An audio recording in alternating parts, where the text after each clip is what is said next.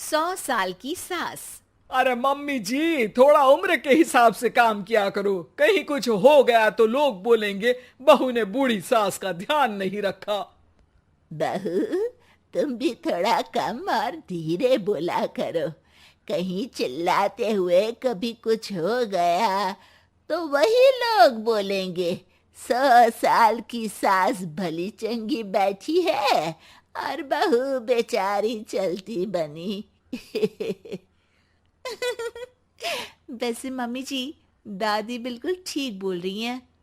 हैं? क्या ठीक बोल रही है? वो जो कुछ भी बोले वो सास है, पर तुम क्यों बोल रही हो? बहू होकर सास से जुबान लड़ाओगी क्या? ऐसा बोलते हुए निर्मला को धसका उठ जाता है। कहा था ना, मत चिल्ला मत चिल्ला। तुझे बिना सास और बहू से जुबान लड़ाए बिना शांति नहीं मिलती। अरे माँ, दादी की बात सुन लिया करो, तुम्हारे भले के लिए बोलती है ना। अरे कोई भला नहीं, इन्हें बस मुझे परेशान और शो ऑफ करने का शौक है। हाँ। चल झूठी। इस परिवार में 3 पीढ़ी की औरतें रहती है, जिनका हर समय कोई ना कोई अलग ड्रामा चलता ही रहता है, जिससे और किसी का पता नहीं, लेकिन सूरज बहुत परेशान रहता है। माँ, पियाली और दादी, आप तीनों के पास एक दूसरे को सास बहू वाले ताने देने के अलावा कुछ काम हो या नहीं, पर मेरे पास जरूर है। इसीलिए पियाली, जरा लंच ले आओ, मुझे ऑफिस भी जाना होता है। इस पर पियाली सूरज को लंच देती है और वो ऑफिस चला जाता है, जिसके बाद तीनों एक बार फिर अपनी बातों या कह लो कि नोक-झोंक में लग जाती हैं। इसी में दिन बीत जाता है। रात को सूरज के साथ उसके दोस्त भी खाने पर आते हैं। पियाली, मेरे कुछ दोस्त आए हैं। सॉरी, अचानक प्लान बना तो बता नहीं पाया। तुम जल्दी से डिनर बना दो ना। अरे वाह रे आलसी माँ की आलसी बेटी, पहले बिना बताए दोस्तों को घर ले आओ, फिर बोलो जल्दी से डिनर बना दो। इतनी जल्दी है तो खुद बना लो।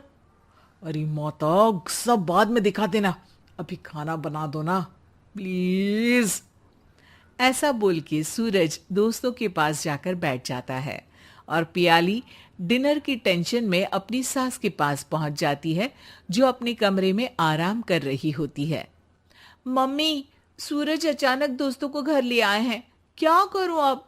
कुछ ऐसा बताओ ना जो जल्दी बन जाए और सर्व करते हुए भी अच्छा लगे। अरे रेस्टोरेंट से मंगा ले, दोबारा परेशान मत करना, सोने दे मुझे। इतने में दादी सास भी वहां आ जाती है। वाह, आलसी का आइडिया भी उसी की तरह बेकार है। कोरोना में बाहर से खाना मंगाएंगे। बहू, तुम सो ही जाओ, वही काम अच्छे से कर सकती हो। चल पियाली, मैं बताती हूँ क्या करना है। इस पर दादी सास पियाली के साथ मिलकर सारे मेहमानों के लिए खाना बनाती है, जिससे उन्हें ज्यादा मेहनत भी नहीं करनी पड़ती और सबका पेट भी भर जाता है। दादी के इस आइडिया से पियाली और सूरज बहुत इम्प्रेस हो जाते हैं। दादी, क्या यही खाना आपकी इस उम्र में इतना एक्टिव रहने और एंडलेस लाइफ का राज है? वैसे दादी ने आज तक राज किसी को बताया नहीं। इन्होंने ससुर जी तक को नहीं बताया, तभी तो वो ऊपर पहुंच गए और ये अभी तक यही है। तेरी सास मेरे ऊपर पहुंचने का ही इंतजार कर रही है, पर इस आलसी का ये सपना पूरा नहीं होने वाला। क्यों जी, अमर होने का वरदान लेकर आई हो क्या? अमर का पता नहीं, पर लगता है तुझसे लंबा जरूर जी लूंगी। इससे पहले कि दोनों सास बहू में कोई बहस शुरू होती, पियाली बीच में बोल पड़ती है। ठीक है, आप दोनों लड़ क्यों रही हैं? हम तो चाहते हैं कि आप दोनों हमारे साथ हमेशा रहें। पियाली की बातों पर दोनों शांत हो जाते हैं और उनकी लाइफ पहले जैसे चलने लगती है, जहां दादी सुबह जल्दी उठकर कुछ न कुछ काम करते हुए पूरा दिन बिताती है, तो वहीं निर्मला और पियाली लेट उठने से लेकर धीरे धीरे आलस में काम करना और जब मर्जी सो जाने से अपना दिन बिताती हैं। एक दिन निर्मला की सहेली उनके घर आती है। अरे क्यों रे निर्मला, कैसे चल रही है जिंदगी? सब बढ़िया, बस ये बुढ़िया ऊपर जाए तो ज्यादा अच्छा होगा। अरे ऐसा क्यों बोलती हो? तुम्हें तो उनसे सीखना चाहिए, वो बहुत फुर्तीली हैं। मैं उन्हें रोज मॉर्निंग वॉक करते हुए देखती हूँ, और वहीं तुम और तुम्हारी बहू है जिन्होंने शायद सुबह का सूरज आज तक देखा ही नहीं होगा। सहेली की बात सुनते ही निर्मला भड़क कर चिल्लाते हुए पियाली और अपनी सास को वहां बुलाती है, जिनके साथ सूरज भी वहां आ जाता है और ये सब देख सहेली वहां से चली जाती है। अरे सासू माँ, आपको हमसे क्या दिक्कत है? अब तो मेरी सहेलियां भी आपकी वजह से मुझे ताने देने लगी है। मम्मी जी, कुछ तो लोग कहेंगे, लोगों का काम है कहना, आप इग्नोर करो ना। अच्छा वैसे महारानी, वो तुम्हें भी वही सब बोल रही थी? है? मैंने क्या किया? अरे किलस क्यों रही हो? अब तो समझो और अपना लाइफस्टाइल सुधारो। ओ मोरी मैया, अब हमारा लाइफस्टाइल भी खराब हो गया क्या? आपका तो हाई फाई है ना, बस उतना ही ठीक है।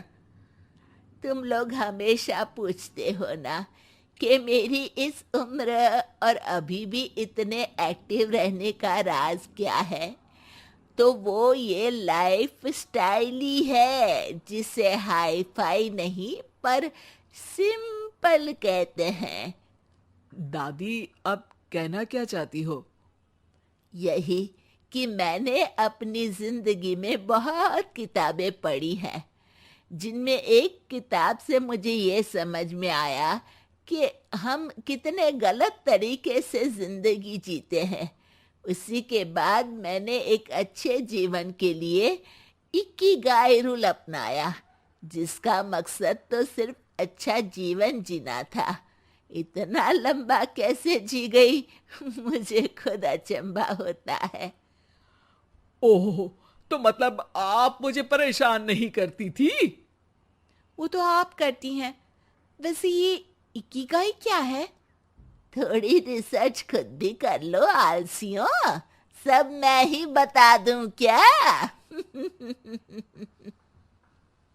नमस्कार दोस्तों, हमारे स्टोरी चैनल पर आपका स्वागत है, जहां हम लाए हैं अनोखी और दिलचस्प कहानियां।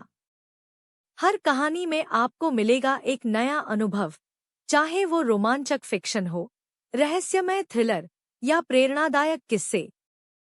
हमारा मकसद है कि हम आपको ऐसी कहानियों में ले जाएं जो न केवल मनोरंजन करें, बल्कि आपके दिल और दिमाग को भी छू जाए। इस सफर में आपका साथ बहुत महत्वपूर्ण है, इसलिए अगर आपको हमारी कहानियां पसंद आएं, तो कृपया हमारे वीडियो को लाइक, शेयर और चैनल वीएपी कहानियां को सब्सक्राइब करके सपोर्ट करें।